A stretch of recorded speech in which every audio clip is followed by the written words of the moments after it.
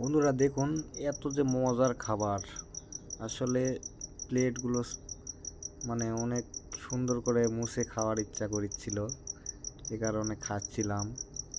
সেই একটা অস্থির মজা। এটা তেঁতুলের আচার। খাওয়ার শেষ করে অবশেষে আচারগুলো খাচ্ছিলাম, খুব মজার। এজন্য প্লেট মুছেই খাচ্ছিলাম। দেখুন বন্ধুরা, আমরা প্রায় সব খাবারই শেষ করে দিয়েছি এবং শেষে মালাই চা খাচ্ছি, খুব সুন্দর এই রেস্টুরেন্টেই। দেখুন বন্ধুরা, কত সুন্দর মজার চা।